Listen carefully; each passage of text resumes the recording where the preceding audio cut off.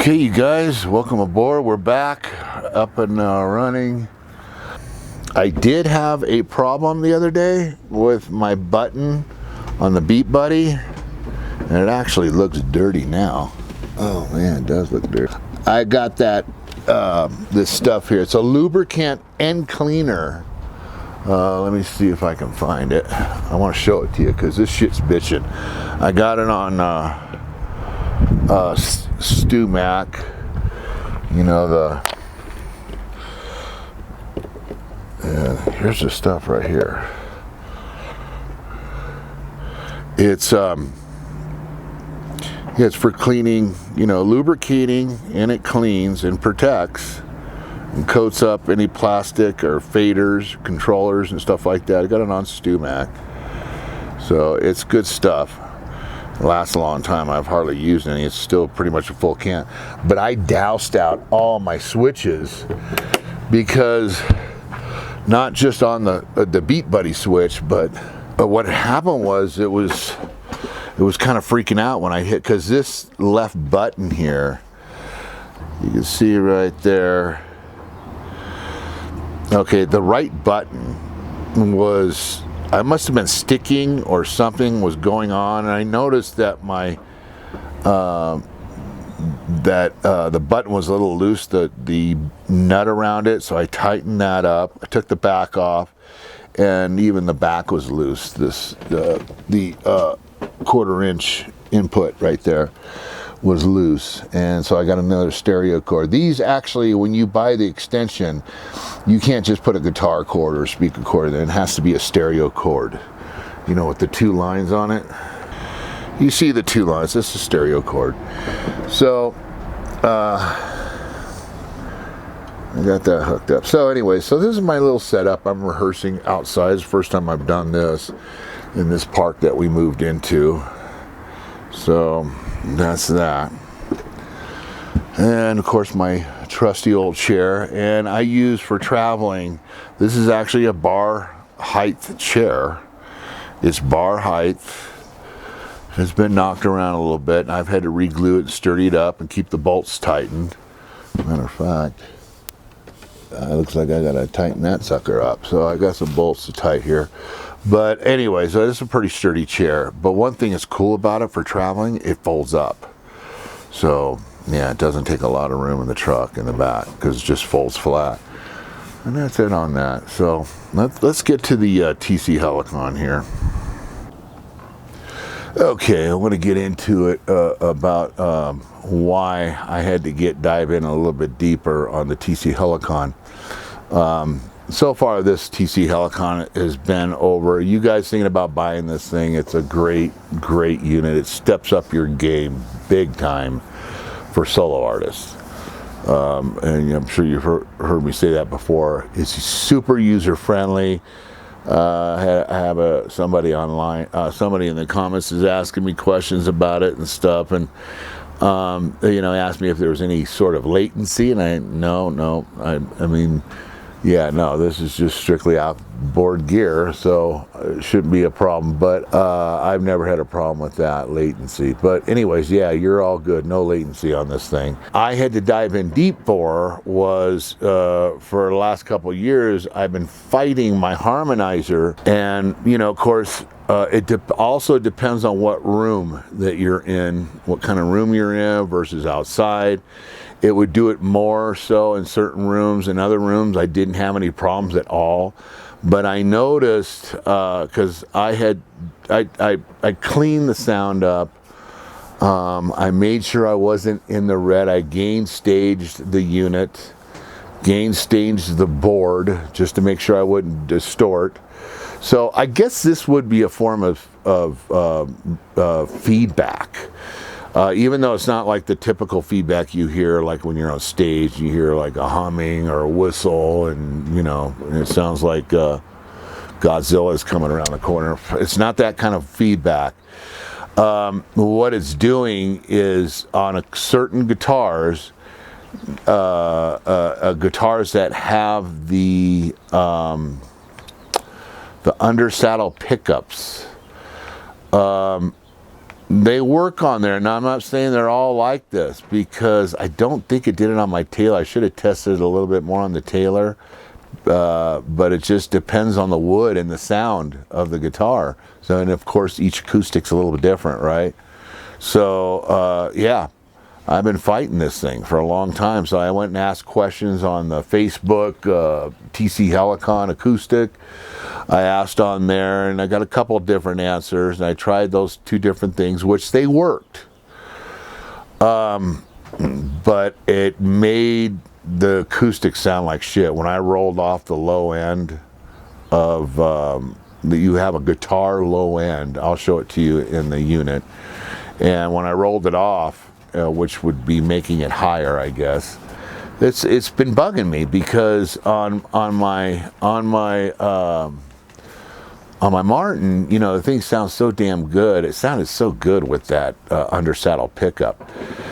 So what I did was, like I said, I rolled off the high. So anyway, so I had to get in here a little bit, but we're just gonna kind of go through the settings inside, different things you can adjust, your the volume for your looping, you know, and stuff like that. So anyways, let's get to it. And oh, but by the way, I did change out the pickup on my acoustic, and put that, I think it's called the Fishman Black Stack. It looks very similar to the pickup Sunrise.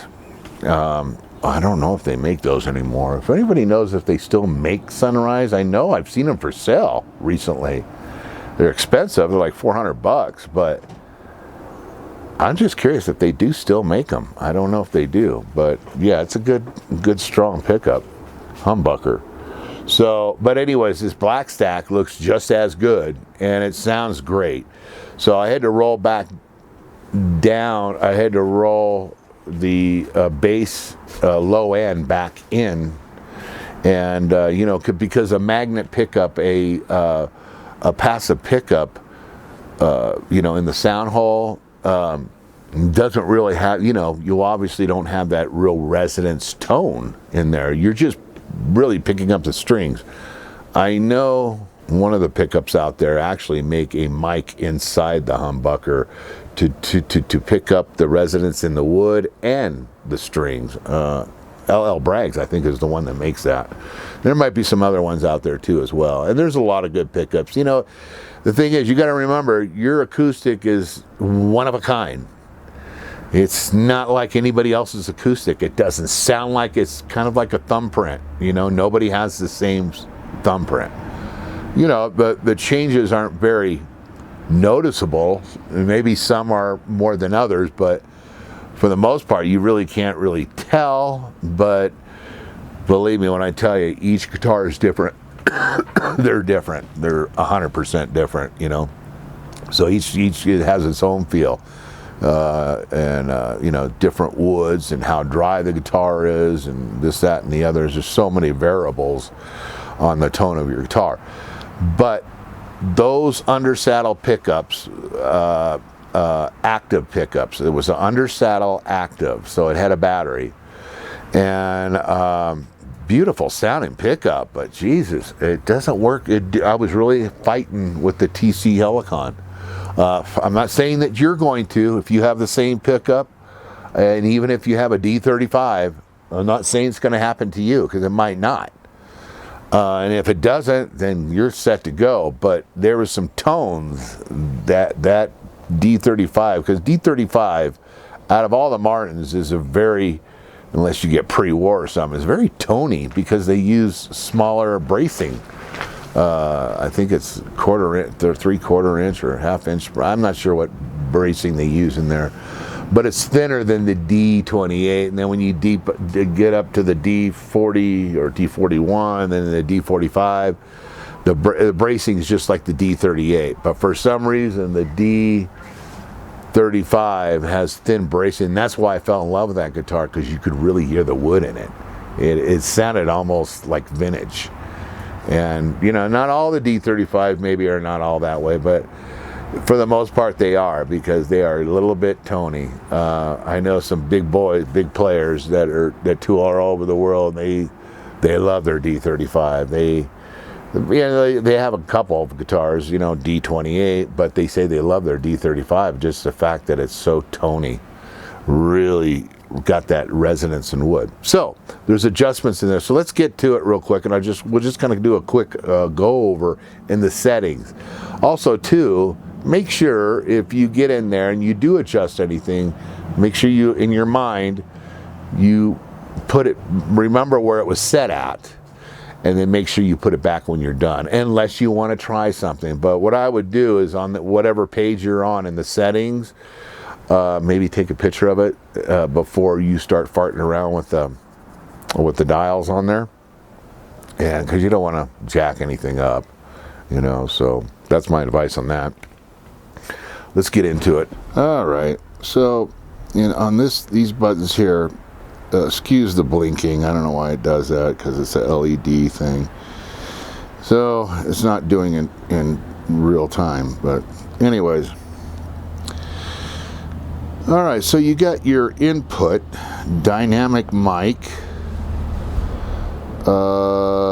Let's see, what do I have? I should probably set that. Let's see, so set that. Let's go turn it, see where it goes. There's a condenser mic. MP75 is some kind of mic. That is some kind of mic. MP76, USB. Okay, so it goes to USB, condenser mic, dynamic mic. So yeah, you just keep that on dynamic. Ambience. So there's only 2 settings for ambience. You hit that, light that up, highlight it, and you come down to this button here, and there's 2 different settings on this. There's ambient, and then ambient auto. There's just 2 settings for that. Now, actually, I can bring this up now because I was having problems. Let's bring the dBs up on the acoustic. Let's bring it up to, I don't know. Let's just bring it up to 10. No, that's too high. Bring it up to 7. Because I don't really have, I end up, because it's a passive mic on the guitar pickup, I'm not getting a lot of headroom as much as I want. So by turning that up might help. So, okay, and then style, normal, pitch correct. I don't know what to set that for. It's at 4%. I don't know. Maybe I should kick that up. You know, I'm not the most perfect singer. Let's see, because I'm going to rehearse here in a minute after I'm done doing this.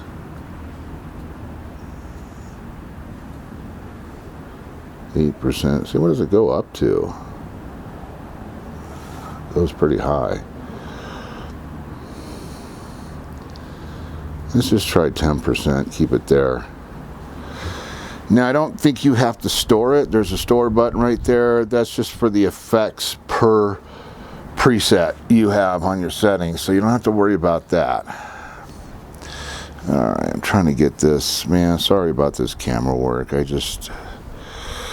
Okay, so I'm gonna go to the next page. Let's go to the next page. We're 1 out of 10 pages there, you see? Let's go to number 2. Output for voice and guitar. DI, it says there, vocal cancel off. I don't know what that means. Headphone, I guess if you, yeah, lead mute off. I don't think any of those are important unless you're going to use your headphone. And it's got a headphone jack in there in the back, I believe. Let's see here. LCD contrast, up on function, up/DN function looping, lead delay, I'm keeping all that. Auxiliary to main out is on. Auxiliary type tracks. Okay, so not important. I don't know what any of that shit means really.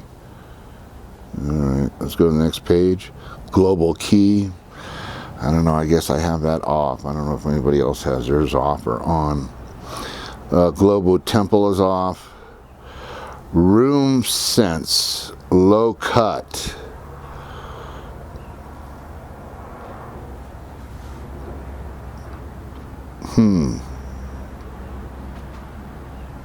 I'm not sure what that's going to affect at all. It's the room, it's not the guitar.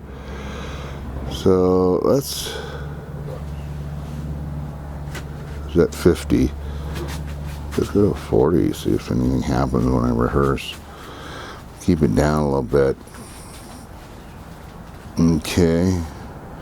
Guitar gate off. Mic boost is low. Body res basic. Let's see what's inside of body res.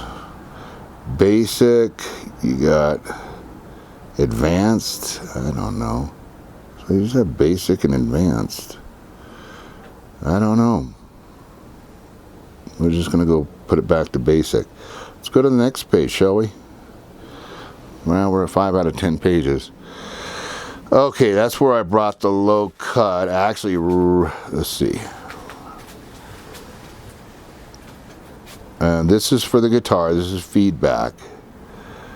So I have it at 71 hertz. I think I want to lower it back where it was at 60 originally. So let's leave that. Notch gain, I don't know. Notch frequency, maybe somebody can tell me. I don't know what that. Phase invert off, I don't know what that means either. Kind of slow at this shit. Okay, so we're gonna leave all that alone. Let's go to the next page. But this was the one to roll to roll off the low cut. You need to raise your hertz. Pretty sure. Yeah, you raise your hertz. The higher your hertz is, the less low cut, the more low cut it's going to cut. Right? Pretty sure that's it. That's what I was farting with, and I brought it up to like 120. I brought this low cut up to 120 to roll off the thing, and it just sounded like caca. It just it had no tone. The low end was gone. It was just weird. It was weird. So I lowered it back down, but it did, by lowering or higher this number, the hertz, by rolling off the low cut, it did help with the garbling I got on my background vocals. That's what this is all about. I was getting garble on the backup vocals. Every time I use them and I play a chord, the freaking background vocals would go blah, blah, blah, blah. I'm like, what? So that wasn't good. Now, it had been bugging me for a long time. Now it happened more, it depended where I played at. Happened more so in other places, it didn't happen at all. So it was weird. But once I did cut the low out, it did help. It was consistently not garbling my backup vocals, but the guitar sounded like shit. So let's go to the next page. So that's what I did. So I'm going to take it. When I first got into it, it was set to 60 hertz. So I'm going to leave it there. Let's go to the next page. Global guitar FX on. Guitar boost. I don't know what that is, but you know what I'm going to do? I'm going to experiment with that a little bit. Got it highlighted. And then you take your dial here and go up.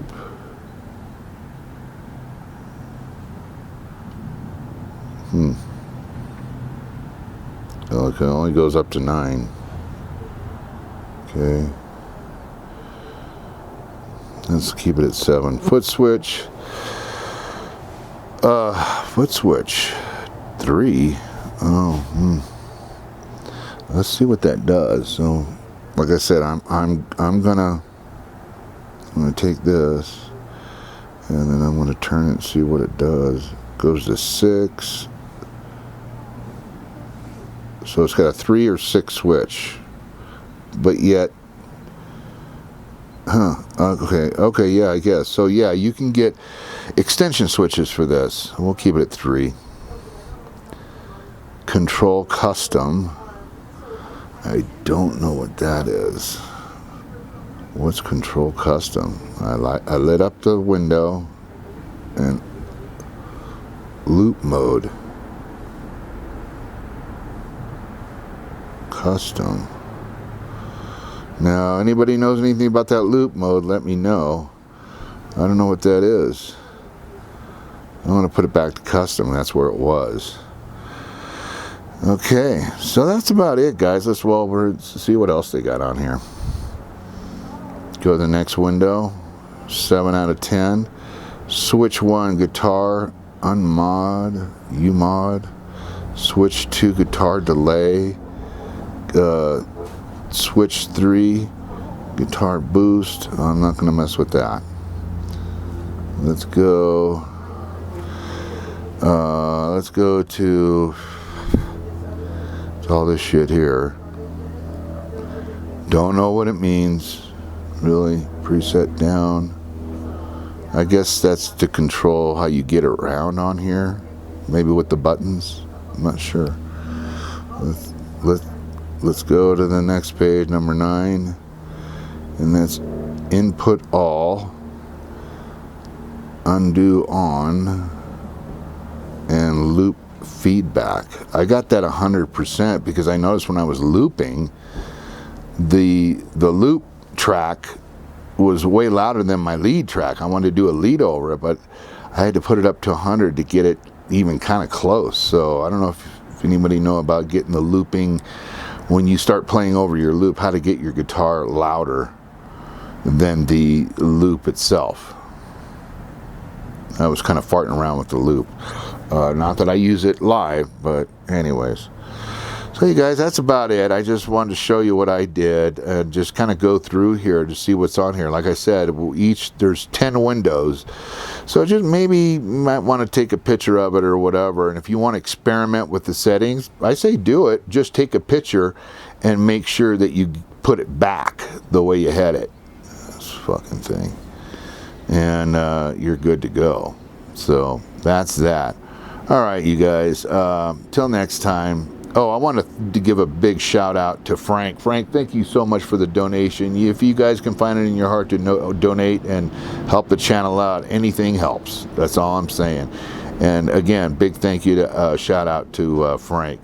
We really appreciate that. Any help I can get would be great because I do kind of want to keep this channel going. Because not just to share, but to listen to see what you guys are doing and what you can share with me on your comments and stuff, because I've learned a lot.